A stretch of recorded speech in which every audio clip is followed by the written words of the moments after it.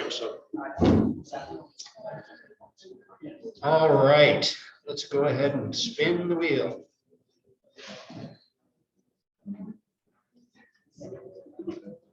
All right, welcome, Elliot.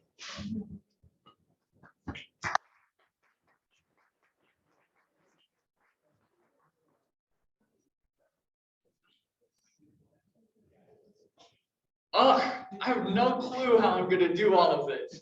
What does this even mean? This makes no sense. There's no way I can get all of it done in time. These are all quotes I've heard this past year being a senior at Newport High School. Now, for many of you, this may seem like normal things seniors might say throughout a year. This could be about a science test, history project, or a report on a book you may or may not have read. But what if I told you that none of these were in regards to assigned coursework at school? In fact, all of these were in regards to applying for scholarships and the hardness and fear that comes from that process. Essays on top of essays, forums on top of forums, a bunch of websites that don't really work like they're supposed to. I myself can speak to how hard this process can be. I can also speak to the importance of the four-way test. Ever since being introduced to it last year at ERILA to now, where I use it for every decision I make as president of Newport High School Rotary Interact Club, it has been incredibly valuable in my life. In this speech, I will be using the four-way test to assess the process that millions of high school seniors go through every year to fund their higher education. First, is it true that students must go through this process just to lessen the debt that they will go in for pursuing an education? Well, let's look at the numbers. In 2014, Yale spent over $500 million on investment managers for their over $40 billion endowment fund. This $500 million they spent on managers is over 3 times what they spent on tuition assistance. And the endowment fund that they're in charge of goes to real estate, hedge funds, a bunch of other stuff I don't really get. But what I do understand is that it's not going back to the students and faculty that make their university as great as it is.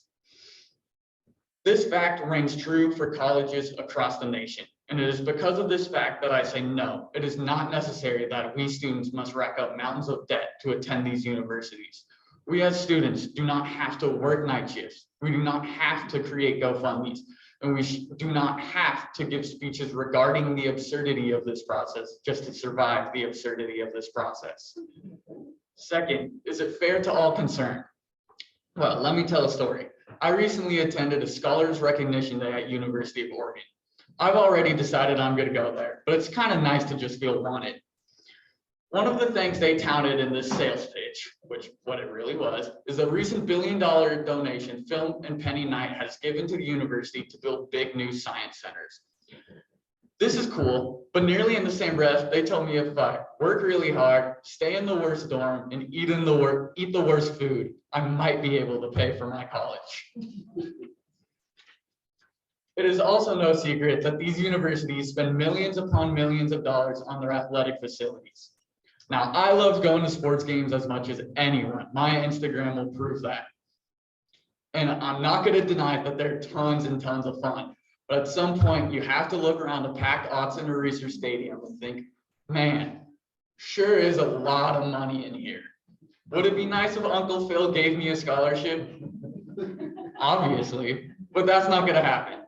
So in the meantime, I will accept the facilities he has given to our state. And in that sense, it can be seen as fair to my circumstance. However, many other circumstances it is not as fair for. According to the latest student loan statistics, 45 million borrowers collectively owe 1.7 trillion in student loans, with the average debt being over $40,000. This is ridiculous.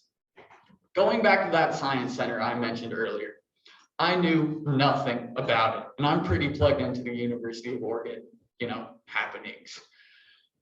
But what I did know about were the renovations going on at Research Stadium an hour that way. And the UO is probably building some big new football thing. I mean, they always are. Now, I'm no expert on how to spend money. The Taco Bell wrappers in my car can attest to that. But at the very least, the media coverage that is given to athletic achievements by the universities compared to academic achievements by the universities is very uneven. Third, will it build goodwill and better friendships? Many times throughout this current academic year, I've had to decline opportunities to spend time with my friends just so I can apply to more scholarships. Actually, as I wrote the speech, I had to decline a chance to go play pickup basketball with my friends. Is my use of the last handful of months I have in this town better spent writing essays or spending time with my friends? This sounds like a rhetorical question with an obvious answer, but it is a legitimate moral dilemma I myself have faced many times throughout this year. Further increasing the tension that this process can build between friendships is the competitive nature of applying for scholarships. Many times throughout this year, including today, I have had to compete against my friends for a scholarship. Of course, I want all my friends to do good and find success, but clearly, if it comes down to me versus my best friend for a scholarship, I think the choice is kind of obvious. In conclusion to this question, no, it does not build goodwill and better friendship. And if anything, the arduous nature of this process could do the opposite, as it relies on the out competition of your friends, as well as its very time-consuming nature. Lastly, will it be beneficial to all concerned?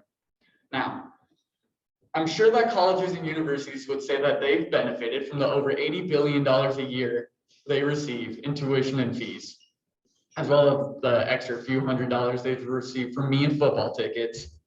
But many of the students who give them that money don't feel the same way.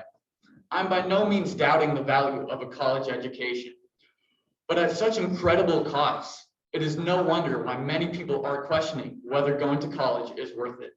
I'm also not here to push any kind of political agenda or change or say, woe me, my life is so hard, I have to write essays. All I'm saying is that it doesn't have to be this way. Paying for college should not be the hardest part of going to college. And I think that's something we can all agree on. Thank you, Rotarians, for your time, and go Ducks.